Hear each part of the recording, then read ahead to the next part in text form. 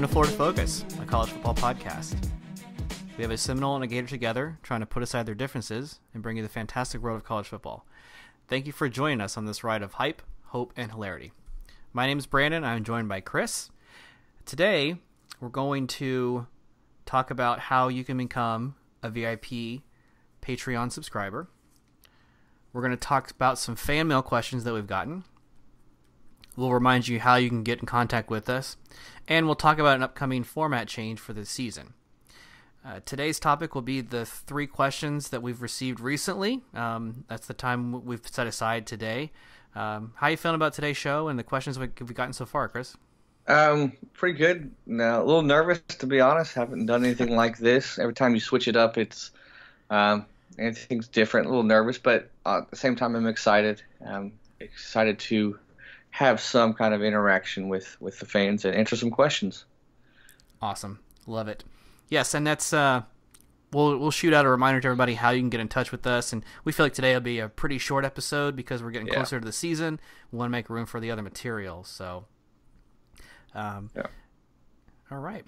Well, real quickly before we get started on this, I wanted to let people know about our Patreon account, so we'll just plug that for a second real quick. We've got a couple of benefits for our fans. Got even a new feature from even the last time we spoke, Chris. So, it keeps evolving. Okay. So, just a reminder, patreon.com/floridafocuspodcast. Once you're signed up, and this is something we're asking you just to contribute up, just starting $1 a month. It's a way for you to give back to the show. It's a way for us to make the show better. So if you donate $1 a month, you'll be what's called our VIP. You will have our eternal thanks, and you'll have access to our private Facebook page. So you'll get material no one else does. A new tier that we just rolled out is what I'm calling the Diamond Patreon. I like it. I was like, is he going to do something with Florida State, Florida? Nope, just straight up. We're going to shine bright like a diamond. Okay. Yeah, yes, indeed. I like it. So it's kind of tiered. So the $1 a month is VIP. If you give up $5 a month or more, you're called the Diamond.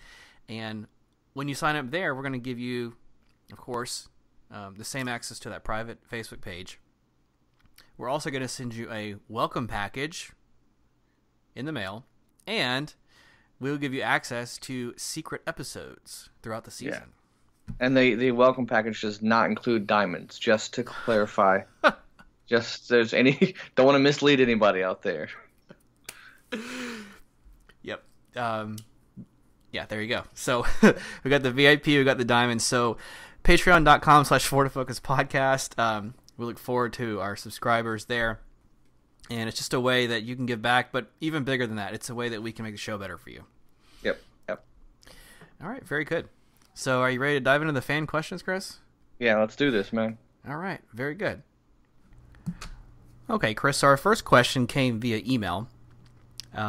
This is from Brooke. She is a UCF fan.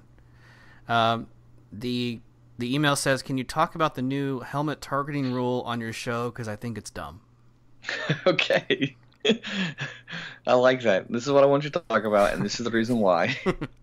It's dumb. Yeah, so just to clarify, this is an NFL rule that's been rolled out this year, and I know it's been talked about a lot in the preseason. So did you have initial thoughts or reactions to it? Yeah, we've seen the changes in the targeting rule with the college in the last handful of years, and we see the importance of player safety and stuff, and there's just another step to it. You see in the NFL, and I think if it's a success in it, or if they view it as a success, you're going to see it in the college game pretty soon. I completely agree. The bodies and powers that be, like the NFL committees, they want to roll this out, and generally I'll also say that when they launch a rule like this, they over-penalize it on purpose. Yeah. So the refs have even gone up to players after this is flagged in preseason games and said, hey, it's preseason, I got to flag it. And it's only to start to change the mindset of players. Right. To clarify, and you and I talked about this a little bit earlier, the actual rule is that the contact doesn't have to be to an opponent's head or neck area. Lowering your head to initiate any kind of contact, whether it's the torso, hips, lower body, it is a foul. If it's on defense, it's a loss of 15 yards, an automatic first down. If it's on offense, just loss of 15. So kind of the idea that college has been with, or, the NFL too, is not using your body to launch. So even if you're not aiming at the head or neck area and you lower it, this is something they're going to start flagging. The biggest reason is because Ryan Shazier, he made a tackle like this, I think it was last year, and he had a very severe neck injury. I don't know if he's paralyzed permanently, but he has a lot of injury problems. Right. Probably he's going to have in the rest of his life. So it's all about safety. You're right. Yeah. Now, are they saying it's kind of like you're using your body as a spear, essentially? That's the same terminology I was thinking in my head. I don't know if that's still a rule, but that's what came to the forefront of my mind when they described it. Yeah, it's one of those, like, when they switch the rules into the college game, and even this, it's one of those things. In theory, it sounds great. Yes, of course. Like, you want to protect players, absolutely.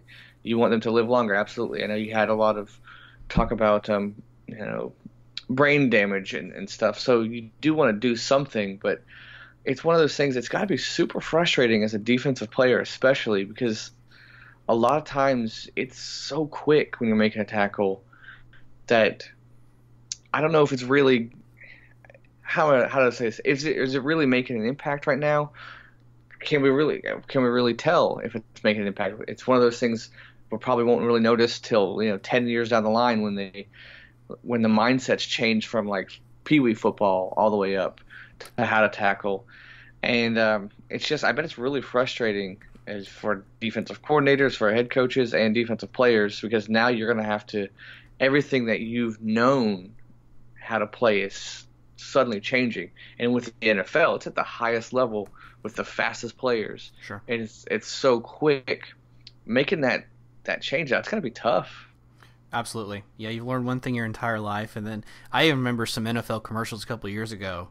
They were talking about pee-wee football and, the safety of the game. And they even showed a diagram like, we're training kids now to aim for the shoulder pad instead of the helmet. Well, according to the new rule, that's a flag. So yeah, right. Where can you tackle? Exactly. So don't lower the head when you go to tackle is my assumption. But the other thing at play here you mentioned is the long-term benefits. You're basically retraining players. Aqib Talib came out and said he was a fan of this rule. And then Richard Sherman said he was not a fan. So you get a mixed bag. Some players are going to like it, some won't. And the other thing, besides the fact that they're going to over-penalize it, especially in the preseason before the season starts, is it may be a rule that they do away with. Let's also keep that in mind. Yeah, that's happened sometimes. If it's not working out, it's not being beneficial, it's not causing injuries, then they'll do away with it. Yeah. I just, it's tough, because especially I've seen this happen a lot, and you go in to make a tackle, and then you can't predict what the other guy's going to do. And he lowers his helmet, and there's a helmet-to-helmet contact, but you get flagged because you're, the defender. And it's just, it's one of those things, man. You got to be careful. And I hope that they are honest with themselves and say, is this working, or is this not just doing it just because under the umbrella of safety? Right. Is it hurting the game, or is it really making the game better? And it's one of those things, because if you say it like that, then it makes you sound like, you don't care about player safety. No, I do. But at the same time, we're here to play a game. They signed up. They know, what could happen. Right. So it's a tough one. It really is. Right. I have no doubt the motivation is pure. The execution is just, it's a very big chasm between the two. It's going to be a long time to catch out of that gap, and I don't know if they'll ever perfect it, so we'll see. Right. So I imagine the way this would affect the college game is they're going to see how it works, and if it sticks, maybe next year they're going to have some kind of tweak to the targeting rule that college fans are used to and are still confused on. Right. Very confused on. Right. So, but yeah, any other thoughts on that one? No. I'm interested to see. I didn't realize that they were implementing it already, so I'll have to to look for that. And I really hope they just take their time before they make a knee-jerk reaction and put it into every other phase of football. I really hope that they do their studies, maybe take a little bit more time, do it over a couple of years, and seeing is it really effective or not. I couldn't agree more. Well said. All right. So there's our thought on the helmet rule for the NFL and how it'll affect or trickle down into college. So we have the next question is from Denise. So here we go. Which college football coach do you feel has had the biggest scandal?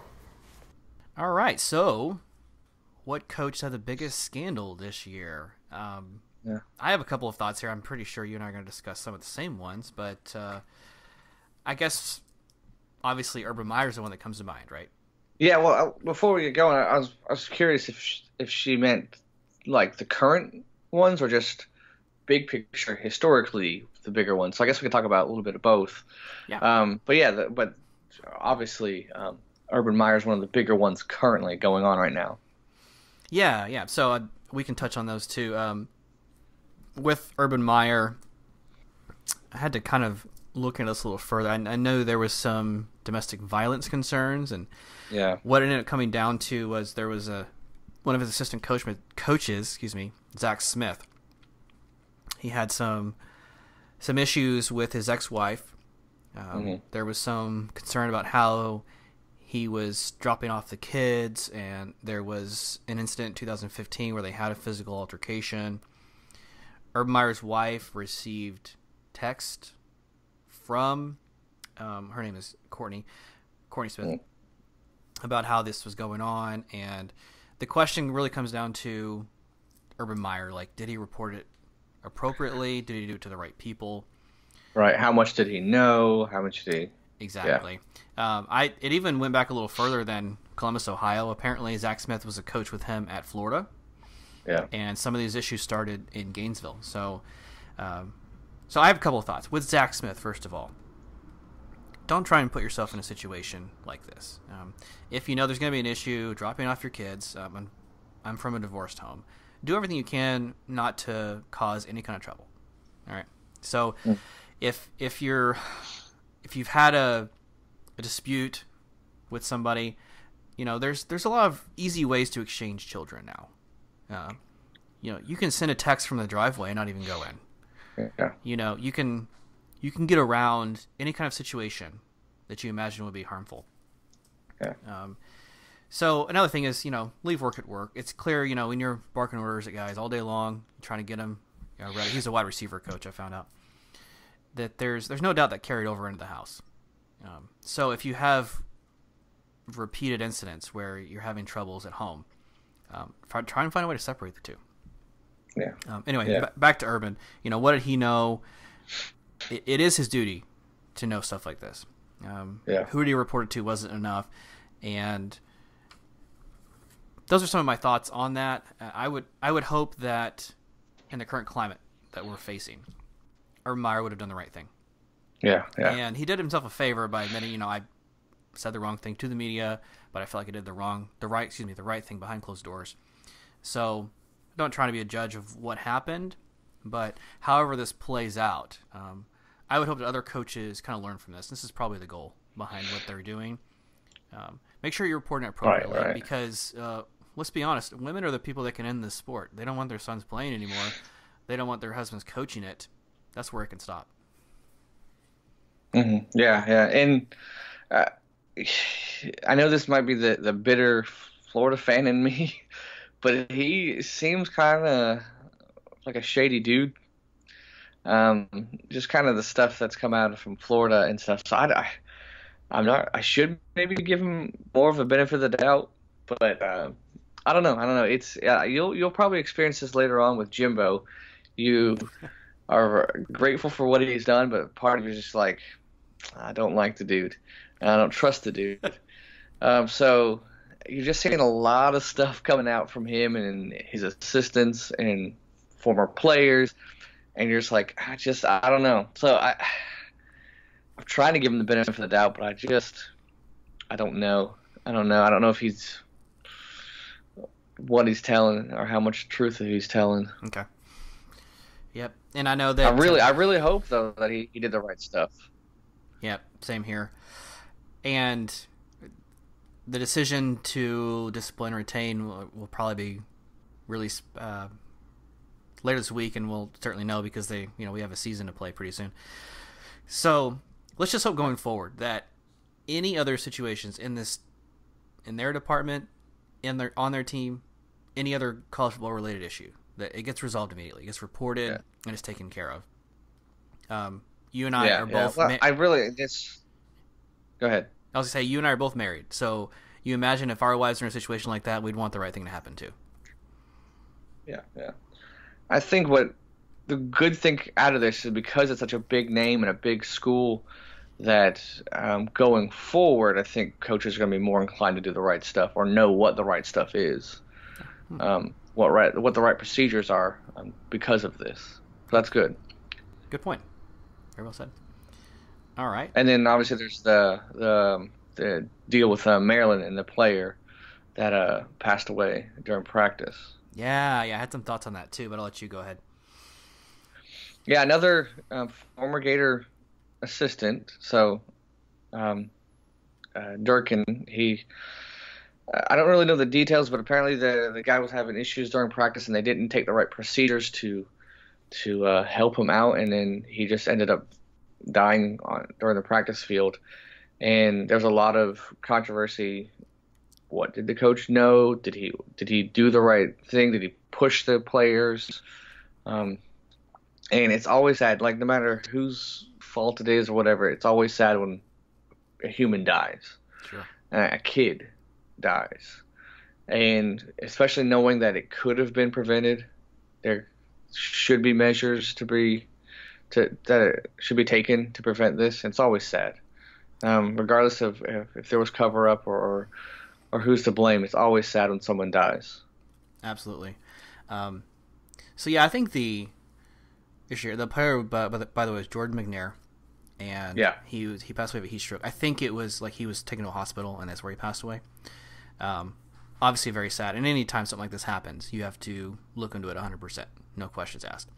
Yeah. Maryland has accepted responsibility, so I don't know what that means going forward. Yes, I agree. That's very good. And the parents are a big part of how this will play out, really. Right. The assistant, or the strength and conditioning coach, I should say, is Rick Court, and it's looking like he's the one that's more directly involved than DJ Durkin. Right. Okay. And that's a position. They're very charismatic for sure. They're the ones jumping up and down. They're the ones pushing you. But from reports, it went way too far. Bullying, harassment, and one of the things that Matt Canada did, he's the interim head coach while DJ Durkin's on administrative leave currently. He did some good PR things. He showed, hey, we got a tent, we have ice down Gatorade. Let's hope that that's genuine and continues. That kind of stuff has to stick. Yeah. Out of those two, what do you think's going with the question? What's the bigger one? What's the bigger scandal? It has to be the player passing away. It's. Yeah, you don't want to make light of the other one, not right. But someone died, Yeah, so that certainly trumps. Absolutely. Yeah, absolutely. So, but like historically, what are some other big scandals that come to mind?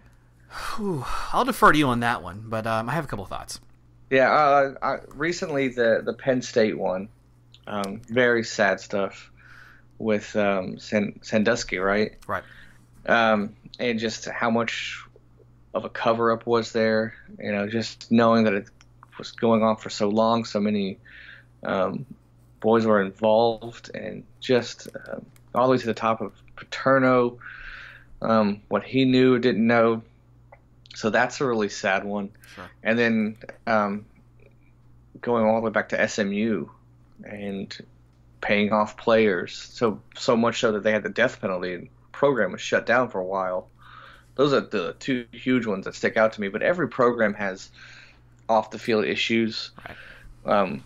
When you're dealing with imperfect people, humans, they're gonna mess up. But it's when you start to cover up stuff. Right. It's when you just don't report things. It's when you look the other way for one player but not the other player.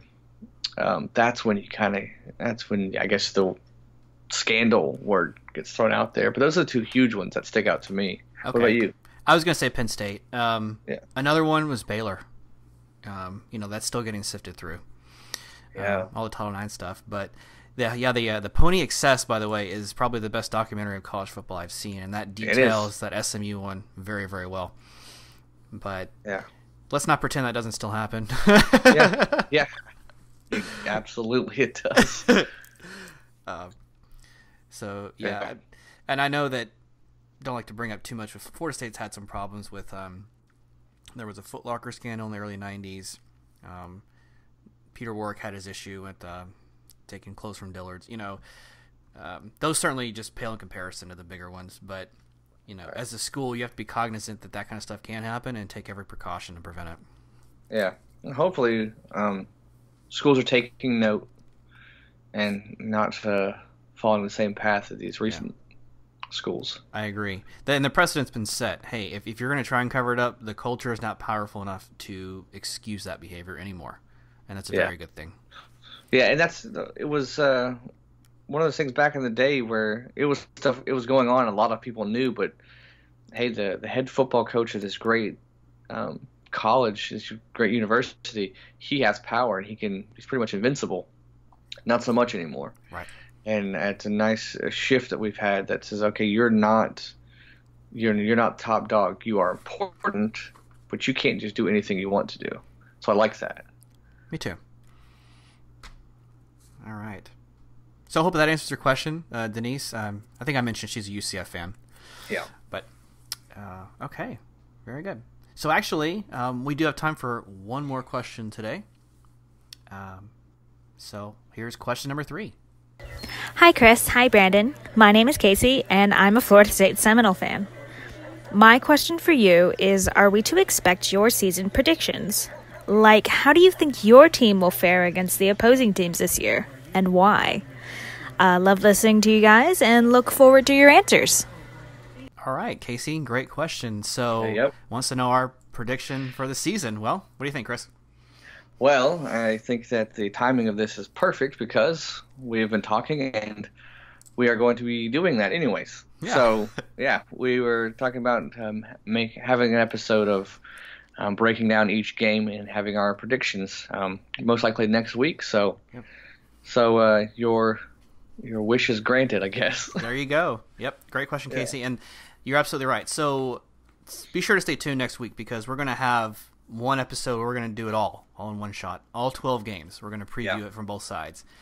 And so we're looking forward to that. That's what we've been kind of looking toward the last few weeks. So that's what you can expect. Yeah. Yep.